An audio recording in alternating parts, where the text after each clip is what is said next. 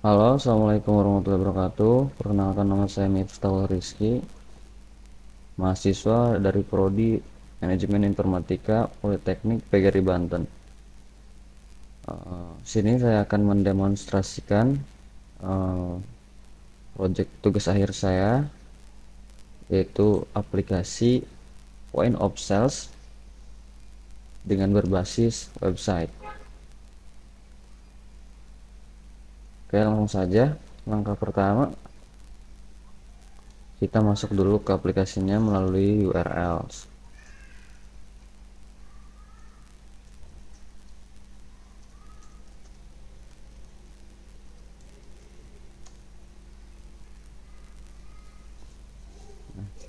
Setelah masuk melalui URL, eh, nanti kita akan dibawa ke halaman login. Jika eh, kita itu sebelumnya belum login, hari ini sessionnya kita belum login, nanti kita diharuskan login terlebih dahulu untuk masuk ke dalam aplikasinya. Login dulu ya.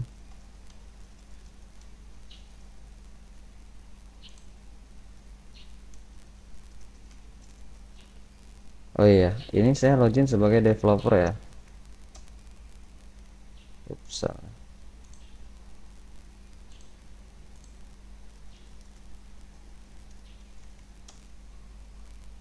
Nah,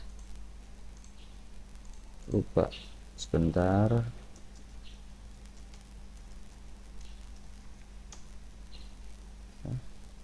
Salah.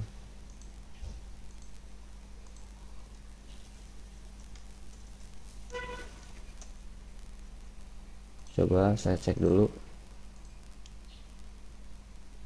Sepertinya saya ada yang lupa. Saya cek dulu database-nya.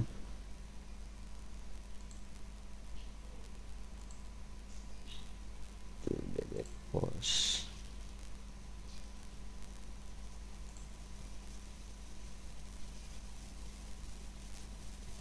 Sini username-nya benar, programmer. Oke, saya uh, coba saya edit dulu sebagai admin.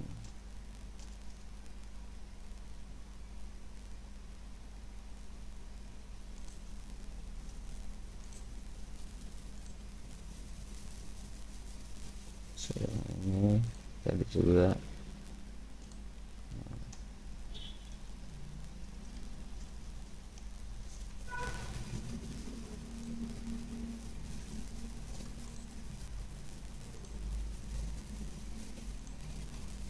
Oke, coba kita login.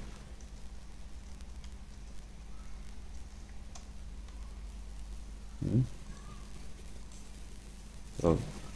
Oh, ini bukan programmer. Programmer. Nah, nanti salah ya. Sip. Nah, ini uh, tampilan halaman utamanya ketika sudah login ke aplikasi POS-nya.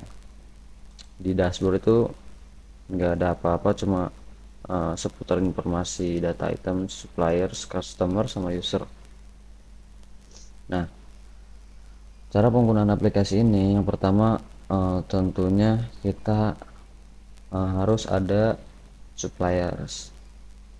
Suppliers ini nanti adalah orang yang pemasok barang ke dalam gudang Bintang Paris ini. Jadi kita harus menambahkan supplier dulu untuk bisa ditambahkan ke dalam produknya. Ini seperti pada umumnya ada tambah, edit, hapus. Nah, kemudian ada juga customers. Tentunya ini uh, customer juga penting ya. Ini tuh customernya opsional. Jadi kalau misalnya ada langganan, kita bisa tulis namanya dengan detail. Kalau misalnya itu pembelinya umum dan baru, apalagi baru pertama kali beli di tempat kita, itu kita tulis aja umum di sininya. sama sama seperti suppliers, customer juga cuman data biasa, namun ini penting bagi transaksi nanti. Kemudian di menu produk ini ada menu kategori. Kategori ini kategori items apa aja yang dijual, misalnya minuman atau makanan atau yang lainnya misalnya. Sama saja, ada tambah, edit, dan hapus. Kemudian ada menu units. Units itu semacam satuan produk atau itemnya itu dijualnya eh, satuannya apa, misalnya per dus, kerat, box, atau per paket gitu. Kemudian ada juga menu items. Nah, di sini menu itemsnya itu kita ada barcode, cuman barcode-nya ini dalam huruf biasa saja, belum di generate karena memang hanya uh, bersifat Unix biasa, nggak digunakan untuk scan barcode. Nah, saya contohkan, tambahkan data items, misalnya barcode-nya misalnya demo, contohnya nama itemnya items demo, biar gampang kita membedakan itemnya. Misalnya kategorinya minuman, unitnya misalnya perkerat, suppliernya misalnya PT Aqua Mas Jaya. Capital price itu harga harga modal kita tuh belinya berapa gitu dari suppliernya per dusnya itu. Misalnya per dusnya itu 14.500. Nah, kemudian di price-nya 15.000 misalnya. 15.000. Nah, kenapa di sini nggak ada keterangan stok? Karena stok nanti otomatisnya ditambahkan di dalam menu transaction. Ada menu tambah stok secara manual, dan ada menu maksudnya ada menu tambah stoknya itu terpisah gitu. Kita save dulu. Nah, sudah di save. Kemudian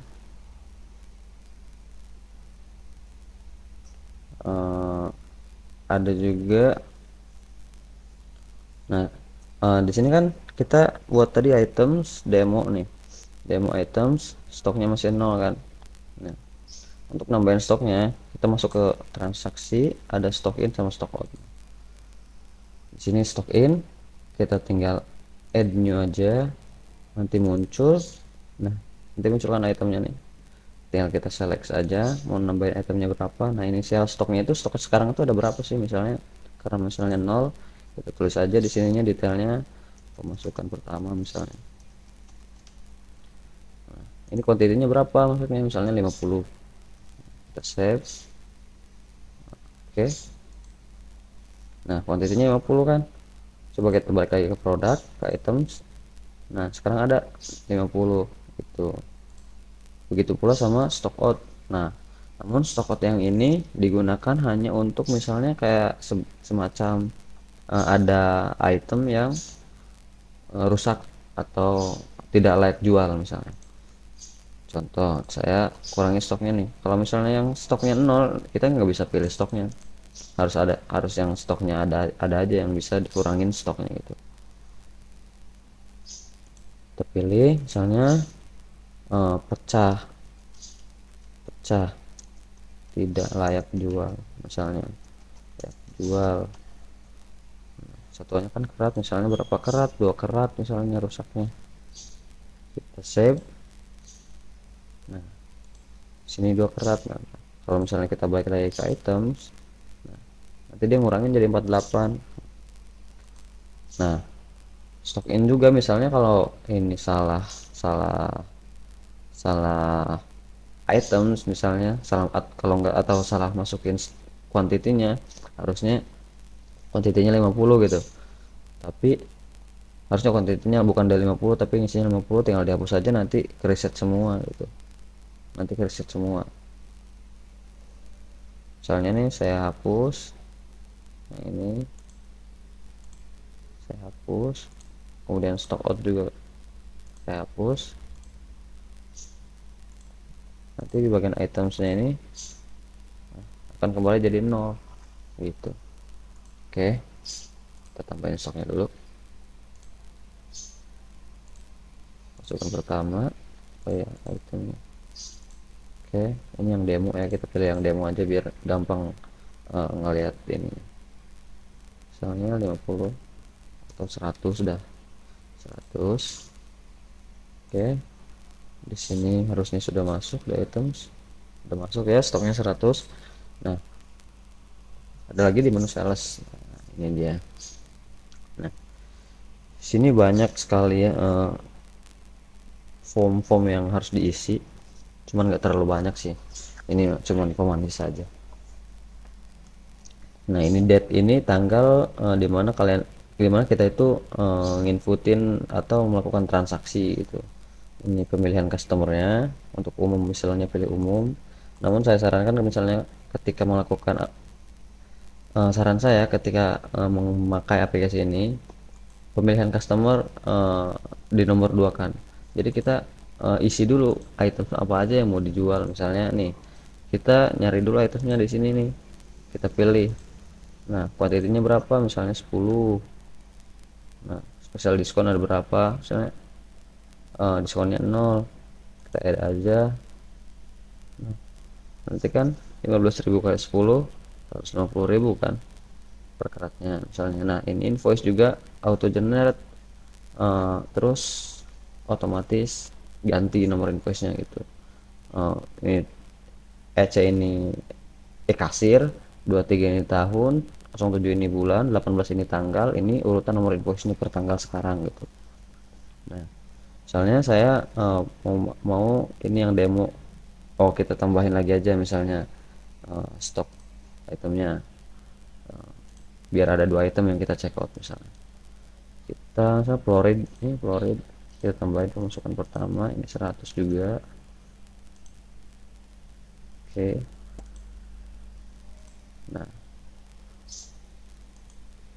nah terus di sini kan ada nih floridnya nih 100, kita pilih lagi floridnya 10. Nah, ini kan udah dimasukin nih ke sini, tapi kalau di sini masih 100 ya, belum, karena ini masih di dalam keranjang, belum dikalkulasikan lagi ya. Kalau di 10 misalnya kita add aja ke bawah. Nah, nanti ada kan floridnya. Nah, subtotalnya 500.000 cashnya. Nah, ini cashnya, uang yang dikasih berapa. Misalnya kalau kan ada, kalau misalnya udah langganan tuh kita setengah dulu, misalnya contohnya cuma 300.000. Nanti ada change-nya, sisanya atau unpaid-nya gitu. Kenapa di sini nggak minus ya? Karena di sini di ininya menggunakan apa namanya, number format. Nanti kalau misalnya di invoice-nya akan minus kok. Ini cuma pemanis saja. Misalnya dia cuma baru bayar 300.000 lagi tempo, terus belum lunas. Notnya misalnya demo demo penjualan misalnya. Notesnya ini bebas ya. Nah, kalau udah ngisi semua ini baru kita ngisi customernya, misalnya Pak Ahmad. Kita proses. Nah, transaksi berhasil. Kalau transaksi berhasil, masuknya invoice-nya ada di menu report sales. Nah, ada di tabel riwayat transaksi invoice. Nah, sini ada, klik aja tombol yang print. Nah, nanti keluar. Totalnya kan 500.000. Nah, unpaid-nya 200. Karena di sininya dia tadi cuma 200. Nah, kita tinggal edit. Misalnya ininya dia udah lunas 500 misalnya. Oke, sininya lunas, save. Nah, kalau misalnya udah lunas ini nggak bisa diedit lagi kalau udah lunas. Nah, di sini juga sisa bayarnya 0. Print, tinggal di print, tombol di print ada di bawah. Nanti hasilnya seperti ini. Hilangin aja header footernya. Ini untuk menu invoice. Nah, ini untuk laporan penjualan itu ya tinggal digunakan seperti biasa aja. Misalnya ini kan tanggal sekarang tanggal 18, kita view transaksi. Nanti ada transaksi sekarang tuh apa aja gitu.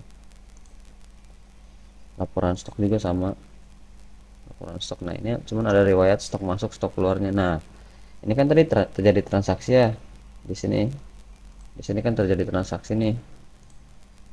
Nah, items demo itu 10 kerat, Florida 10 kerat.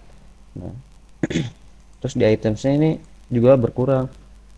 Nah, 10 10 karena tadi terjual 10 kerat kan. Kemudian di stock out juga sini ada riwayatnya nih keluarnya terjual itu, detail stoknya yang ada di sini nih. Nanti otomatis tergenerate jadi terjual itu. Kemudian ada manajemen user, ada admin, ada kasir. Perbedaannya kasir cuma bisa transaksi. Kalau misalnya admin bisa input data supplier, data produk, data stok, sama data customer. Nah, untuk ownernya seperti saya bisa akses semua semua menu. Oke, mungkin seperti itu ya demonstrasi aplikasinya. Jika ada salah mohon maaf. Assalamualaikum warahmatullahi wabarakatuh.